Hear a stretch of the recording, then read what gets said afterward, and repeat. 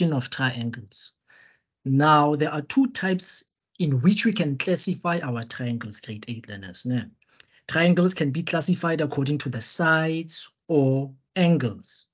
Now, if we want to classify our triangles according to their angles, there are three types of triangles based on their angles. The first one is an acute angle triangle. Secondly, we have a right angle triangle as well as an obtuse angle triangle. But first, starting with an acute angle. What is an acute angle?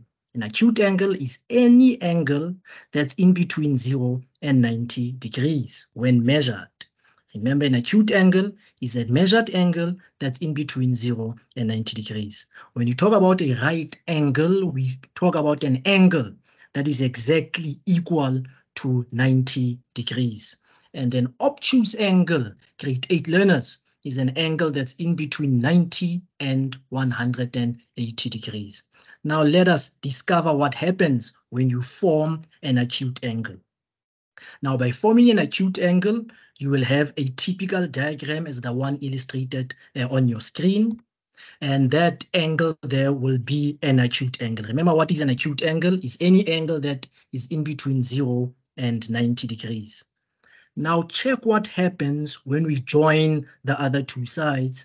Now we have a triangle, because what a triangle simply is a shape that has three sides. So now we have a triangle that happens to be called an acute angle triangle. Now let us investigate what happens when you construct a right angle. Now, a right angle will be constructed, and we all know what a right angle is an angle that is measured at 90 degrees.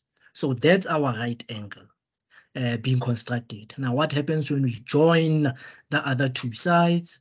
We now have a triangle that happens to be called a right angle triangle.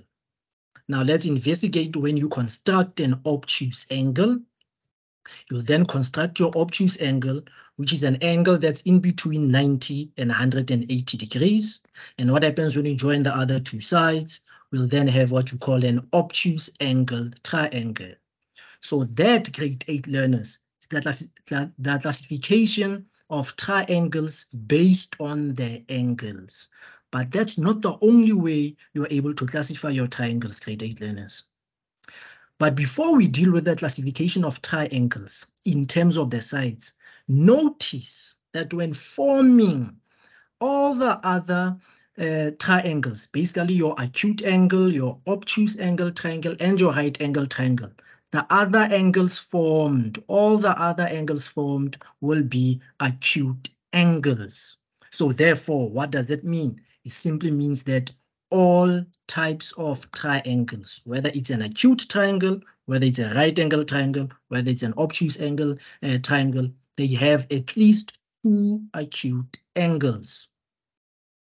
So then what does that mean? It simply means that it's the other angle that determines the type of triangle that is. Remember, you start by constructing an angle. You can start by constructing an obtuse angle or a right angle or an acute angle, and that will determine the name of your triangle. Now let's get into the classification of triangles according to the sides. Now we have what you call an equilateral triangle. You also have what you call an isosceles triangle and a scalene triangle. But what do we mean by an equilateral triangle? When we speak about an equilateral triangle, that is where you have all the lengths of the triangle being equal to the same value. So in this case, each of the lengths of the triangle is equal to 10 centimeters. So if all three sides of a triangle have the same length, we regard that as an equilateral triangle. Three sides with the same length. So any triangle that has three sides with the same length is called an equilateral triangle. Now let's investigate what happens if we have a triangle where two sides are equal now.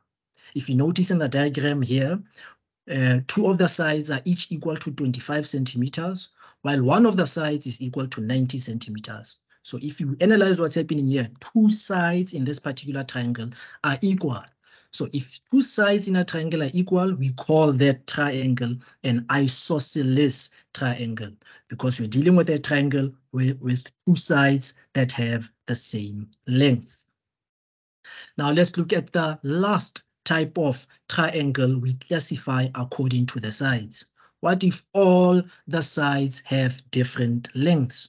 So in short, we'll be talking about a scalene triangle. When we speak about a scalene triangle, you're dealing with all three sides that have different lengths. So in other words, no three sides are equal, or no sides are equal in that particular triangle.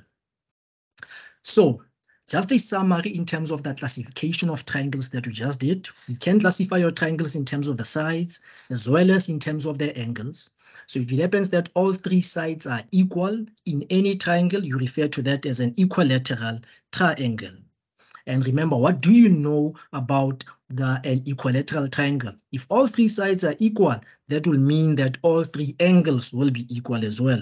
And by the way, grade 8 learners, remember that in an equilateral triangle, each angle will be equal to 60 degrees. Now let's move on to the isosceles triangle. With an isosceles triangle, two sides are equal. And because two sides are equal, it means two angles will be equal as well. And what are those two angles? Those are the angles opposite the equal sides. And lastly, we have our scalene triangle. You know that no sides are equal in a scalene triangle, and therefore no angles will be equal. Now let's investigate the properties, especially the properties given the angles of a triangle. Grade 8 learners, please note that all the interior angles of a triangle, remember a triangle has three sides and three angles. So the three angles of a triangle will all add up to 180 degrees. So in other words, if you are given such a question here, you're given a triangle where two angles are given, 70 degrees and 50 degrees, and one angle is not given, it is an unknown, and you are required to find the magnitude of that particular angle. What do we know? We know that angles in a triangle add up to 180 degrees. So it simply means you add the three angles, so x plus 50 plus 70 will be equal to 180 degrees, and with geometry, we always use special reasons. So that will be sum of angles, sum of interior angles of a triangle. And then you add your like terms together, 70 and 50 will give you 120. And then you add the additive inverse of 120 on both sides of the equation, and x will give you 60 degrees. So by that, we have found the missing angle of our particular triangle as it being equal to 60 degrees.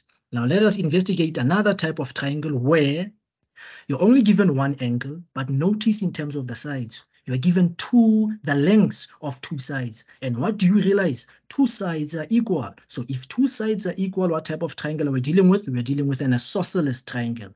And what do we know about an isosceles triangle? We know that the angles opposite the equal sides will be equal. So in this case, angle A will be equal to angle C, and both will be equal to Y. Therefore, you add the three interior angles of the triangle. That will simplify to 2y equal to 100 degrees, and adding the additive inverse of 80 both sides will ensure that you get 100 degrees on the right hand side. And then if you divide by 2 both sides, you'll get y being equal to 50. And by that, you'll then have found the magnitude of the missing angles based on the type of angle, the type of triangle that you worked with. So in short, grade 8 learners, please know these three types of triangles and how they relate to their sides as well as their angles. And with that, thank you for paying attention in today's lesson, and the quiz and the QR code will be sent to you shortly. Thank you.